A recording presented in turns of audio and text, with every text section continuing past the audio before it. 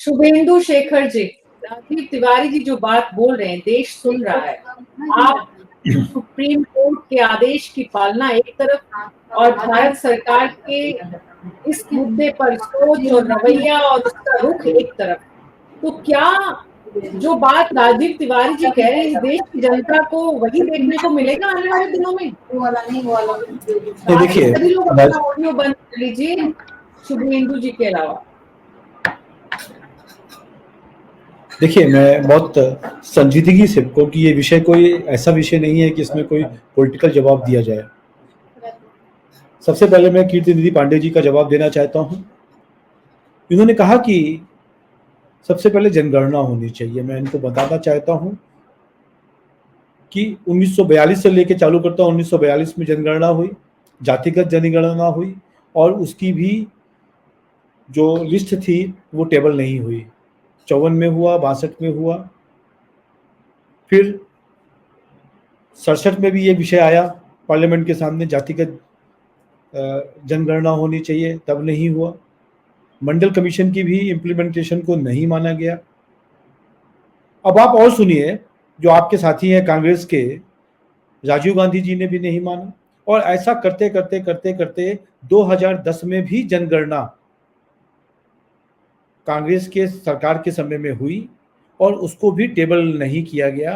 कारण ये बताया गया उस समय पर, जो कांग्रेस के एमपी लोगों ने जवाब दिया, अजय माकन जी उसमें एक थे, आपके जो होम मिनिस्टर थे उसमें, उनका ऐसा मानना था कि यदि ये जातीय जनगणना को हिंदुस्तान के सामने लाया जाएगा तो भारत में एक गृह युद्ध हो जाएगा।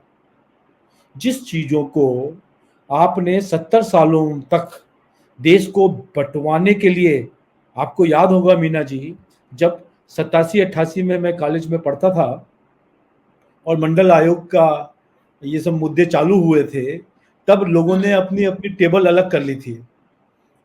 हम हॉस्टल में रहते थे इंजीनियरिंग कॉलेज के, तो एक टेबल पे कुछ लोग बैठते थे, दूसरी टेबल पे कुछ और लोग बैठते थे। अब इस समय पर जो हमारा विपक्ष है उसको मालूम है कि इस तरीके की हम जो आशा कर रहे हैं कि शायद जनगणना हो जाए, जातिगत जनगणना हो जाए, फिर सवर्णों में और दो हिंदुओं में बंटवारा हो, ये विपक्ष चाहता है। इसके कारण ये मांग कर रहा है, ऐसा मेरा मानना है। उनका कुछ और भी मानना हो मालूम नहीं।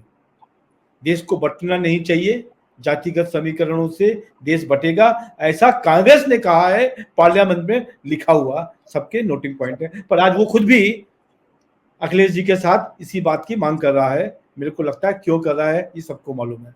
दूसरा, राजीव तिवारी जी का। राजीव जी देखो, समस्याएं तो बहुत है, ऐसा नहीं है कि यही एक समस्या है। मैं व्यक्तिगत रूप से और पार्टी के प्रवक्ता के रूप से ये मानता हूं कि जिस वर्ग में किसी व्यक्ति को कोई कोटे का फायदा मिल चुका है नौकरी या और किसी बेनिफिट के लिए, जैसे कि नौकरी या फिर घर या कोई और जमीन, इस तरीके का बेनिफिट होता है, तो उसका मतलब है कि वो एक लेवल से ऊपर आ गया। अब वो अपने बच्चों को पढ़ा सकता है, अपने बच्चों को एक सामाजिक न्याय दिला सकता है और वो आगे बढ़ सकता है। पर यदि वही व्यक्ति हमेशा वही कोटा लेता रहेगा तो जो उस समूह के अंदर जो लोग पहुंच ही नहीं पा रहे हैं वहां तक, वो लोगों को फायदा नहीं मिलेगा और जो वंचित है वो और वंचित रह जाएंगे, और उस कोटे में जिनको मिल चुका है क्रीमी लेयर, उनको ही फायदा मिलता रहेगा। ऐसा भी मेरा मानना है। पर क्या कानून बनना चाहिए, कैसे बनना चाहिए, जिसका इसमें बैलेंस बना के रखा जाए, इसके लिए पैनल गठन करने की बात करी गई है। राजीव जी, दूसरी चीज तो आपने राजनीतिज्ञों को, राजनीतिज्ञ नहीं आते क्या इस वाले मैं इस पे मैं नौकरी के, मकान के, जमीन के, मैं आपको बताता हूँ राजीव जी, उसी प्रश्न पे आ रहा हूँ आपका। आपने दूसरा बोला कि एक एमपी एक कोटे से बन गया, वो दोबारा कैसे बनेगा यदि उसने एक बार कोटा यूज कर लिया है। तो आपको ये मालूम होना चाहिए, संविधान में एमएलए, कोई भी एमपी या पार्षद ही क्यों, उसको ये नहीं माना गया है कि वो कोई एक फायदे का नौकरी कर रहा है, वो सामाजिक सेवा कर रहा है, और जो उसको खर्चा दिया जाता है वो उसके एक्सपेंसेस के लिए दिया जाता है, ना कि उसकी जीवन यापना के लिए। तो दोनों चीजें अलग हैं। मेरा मानना है कि एमपी के कैंडिडेट्स के लिए जो रिजर्व सीट्स हैं वो एक अलग कोटा है, और जो दूसरी सीटें हैं जहां पर नौकरी और लोगों को फायदा मिलना है सरकार से, वो अलग है। दोनों को क्लब ना किया जाए, मेरा ऐसा मानना। ठीक है शुभेंदु जी, राजीव जी और प्रमोद जी मेरी बात से खुश होंगे, सहमत होंगे। बड़े मुस्कुरा रहे हैं वो सब, और वो इसलिए मुस्कुरा रहे हैं शुभेंदु जी कि आप बड़े अच्छे प्रवक्ता हैं। आप पूरे दशकों में गोते लगा के आ गए, लेकिन वर्तमान में आज के हालात पर सरकार क्या करेगी इस बात को बड़ी सुंदरता से आप मोड़ रहे हैं। और इसीलिए दोनों मेरे वरिष्ठ साथी यहाँ पर मुस्कुरा रहे हैं।